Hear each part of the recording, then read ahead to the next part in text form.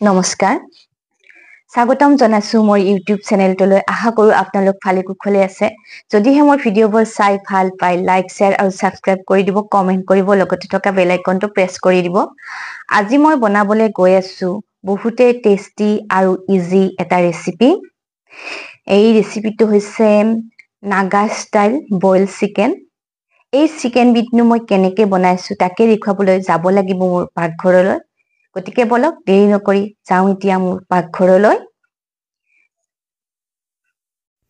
আজি মই বনাবলৈ ওলাইছোঁ নাগা ষ্টাইলৰ চিকেন সেইকাৰণে মই চিকেন লৈছোঁ আধা কিলোমান জোখত লৈছোঁ বেছিকৈ বনোৱা নাই আধা কিলো জোখত লৈছোঁ এই আধা কিলো জোখত চিকেন আৰু এইফালে লৈছোঁ মছলাৰ বাবে আদা কেইটামান কেঁচা জলকীয়া এটুকুৰা হালধি আৰু বিলাহী কেইটামান আৰু লৈছোঁ কেইটামান ৰচুন এতিয়া মই হালধিখিনি মই ধুনীয়াকৈ এনেদৰে সৰু সৰুকৈ কাটি লৈ ল'ম আৰু এতিয়া গোটেইখিনি বস্তুৱে মই থেতেলিয়াই লৈ ল'ম বেছি মিক্সি জাৰত দি পেলাই এইখিনি মই খুন্দি নলওঁ দৰদৰীয়া কৰিয়ে লৈ ল'ম গোটেইখিনি একেবাৰে ফাইন গুড়ি কৰি নেপেলাওঁ আপোনালোকে ভিডিঅ'টো চাই যাব মই কেনেকৈ বনাওঁ আপোনালোকে দেখা পাব এয়া মই এটা খুন্দনি লৈছোঁ আৰু খুন্দনিটো লৈ পেলাই এতিয়া মই আটাইখিনি বস্তুৱে মই অকণমান থেতেলিয়াই লৈ ল'ম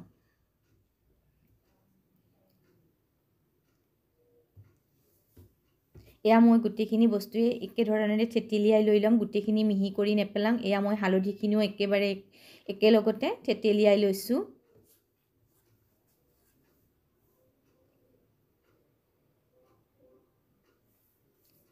এয়া জলকীয়াখিনিও মই থেতেলিয়াই লৈ ল'ম এনেদৰে একেবাৰে মই গুড়ি কৰি নেপেলাওঁ এয়া মোৰ গোটেইখিনি মছলাই থেতেলিয়াই লোৱা হৈ গৈছে আৰু এতিয়া এয়া মই গোটেইখিনি থেতেলিয়াই লৈ সাইড কৰি থৈ দিম মছলাখিনি এতিয়া দেখিছেনে মই দৰদৰীয়াকৈয়ে ৰাখিছোঁ গোটেই একেবাৰে গুড়ি কৰি পেলোৱা নাই এতিয়া মই মাংসখিনিৰ ওপৰতে থেতেলিয়াই লোৱা মছলাখিনি দি দিছোঁ এয়া থেতেলিয়াই লোৱা মছলাখিনি মাংসখিনিৰ ওপৰত দি ল'লোঁ আৰু ইয়াতে দি দিছোঁ প্ৰয়োজন অনুসাৰে নিমখ এয়া মই নিমখ দি দিছোঁ অকণমান আৰু প্ৰয়োজন অনুভৱ কৰিলে পিছত দি দিম এয়া দি দিছোঁ মিঠাতেল এইখিনি দি পেলাই মই একেলগে ধুনীয়াকৈ এইখিনি মছলাখিনি সানি লৈ ল'ম মছলাখিনি যেন মাংসত সোমাই যায় সেইকাৰণে মছলাখিনি আগতেই মেৰিনেট কৰি থৈ দিছোঁ এনেদৰে আধা ঘণ্টামানৰ বাবে মই এইখিনি অকণমান সময় ৰেষ্ট দি থৈ দিম এয়া মই ধুনীয়াকৈ একেবাৰে হাতেৰে মঠি সানিছোঁ তেতিয়াহে মছলাবোৰ মাংসত লাগি ধৰিব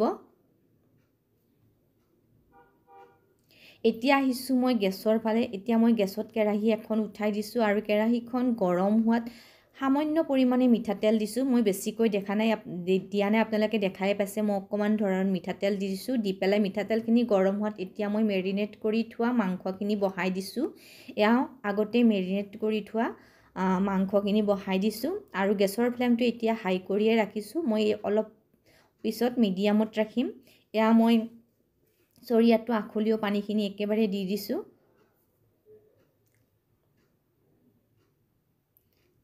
এতিয়া ভালকৈ এবাৰ লৰাই দিছোঁ লৰাই দি গোটেইখিনি মছলা যেন লাগি ধৰে এনেদৰে এবাৰ লৰাই দিছোঁ লৰাই দি এতিয়া মই ঢাকনিখন লগাই 5 মিনিট সময়লৈকে উতলিবলৈ দি থৈ দিম এয়া মই ঢাকনিখন লগাই দিছোঁ আৰু 5 মিনিট সময়ৰ বাবে উতলিবলৈ দিম এয়া মই 5 মিনিট সময়ৰ পিছত ঢাকনিখন উঠাই চাইছোঁ আৰু এবাৰ মাজতে লৰাই দিছোঁ এয়া চিকেনখিনি আৰু এবাৰ লৰাই দিছোঁ লৰাই দি আৰু এবাৰ ঢাকনিখন দি আকৌ মই সিজিবলৈ দিছোঁ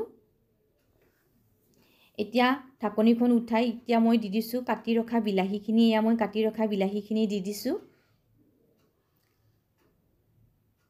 কাটি ৰখা বিলাহীখিনি দি পেলাইও মই আৰু এবাৰ লৰাই দিছোঁ লৰাই দি আৰু এবাৰ ঢাকনিখন লগাই এইখিনি সিজিবলৈ দিম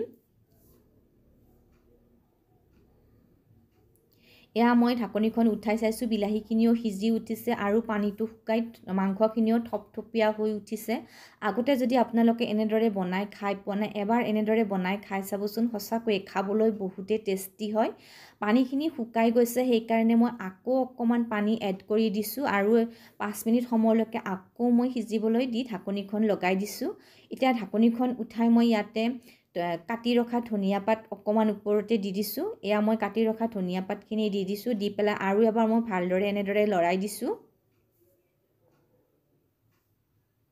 এইখিনিতে আপোনালোকলৈ এটা অনুৰোধ, যদিহে মোৰ ভিডিঅ'বোৰ চাই ভাল পায় লাইক শ্বেয়াৰ আৰু ছাবস্ক্ৰাইব কৰি দিব, কমেণ্ট কৰিব, লগতে থকা বেল আইকনটো প্ৰেছ কৰি দিব। এতিয়া এয়া মোৰ তৰকাৰীখন লৰাই দিছোঁ আৰু লৰাই দি ধনিয়া পাতখিনি দি দিছোঁ। ধনিয়া পাতখিনি দি পেলাইও আৰু এবাৰ উতলিবলৈ দিছোঁ। এয়া মোৰ জোলখিনি থপথপীয়া হৈ উঠিছে। এয়া মই ইমানখিনি পৰ্যায়তে তৰকাৰীখন নমাই ৰাখিম। আকৌ মই বেছিকৈ শুকাই যাবলৈ তৰকাৰীখন নিদিওঁ, এইখিনি পৰ্যায়তে ৰাখিম। এয়া দেখিছেনে, কালাৰো ধুনীয়াকৈ আহিছে। আৰু এবাৰ ঢাকনি লগাই অকণমান সময়ৰ বাবে এনে থপথপীয়া অকণমান হ'বলৈ দিম। এয়া মোৰ তৰকাৰীখন সম্পূৰ্ণ ৰেডি হৈ গৈছে আৰু মই গেছৰ ফ্লেমটো অফ কৰি দিছোঁ। ওপৰত আৰু অকণমান ধনিয়া পাত দিছোঁ, দি পেলাই এতিয়া মোৰ পৰিৱেশনৰ বাবে ৰেডি হৈ গৈছে। এয়া মোৰ তৰকাৰীখন পৰিৱেশনৰ বাবে ৰেডি হৈ গৈছে।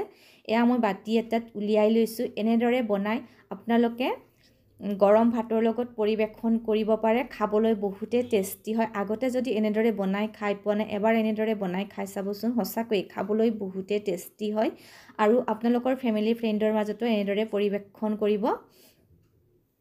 আগতে যদি এনেদৰে বইল চিকেন খাই পোৱা নাই, এনেদৰে এবাৰ বনাই খাই চাব। সঁচাকৈ খাবলৈ বহুতেই টেষ্টি হয়। আপোনালোকক একেবাৰে মই ওচৰৰ পৰাই দেখুৱাই দিছোঁ। এয়া দেখিছেনে, কালাৰটো ইমান ধুনীয়াকৈ আহিছে। মই ইয়াতে শুকান গুড়ি হালধি ব্যৱহাৰ কৰা নাই, কেঁচা হালধি এপিছে ব্যৱহাৰ কৰিছিলোঁ। এয়া ইমান ধুনীয়াকৈ কালাৰ আহিছে। এয়া মই আপোনালোকক একেবাৰে ওচৰৰ পৰাই দেখুৱাই দিছোঁ।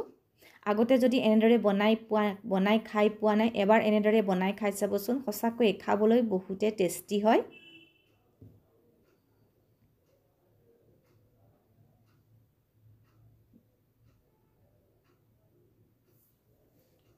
আপোনালোকে এনেদৰে বনাই গৰম ভাত বা ৰুটিৰ লগতো পৰিৱেশন কৰিব পাৰে।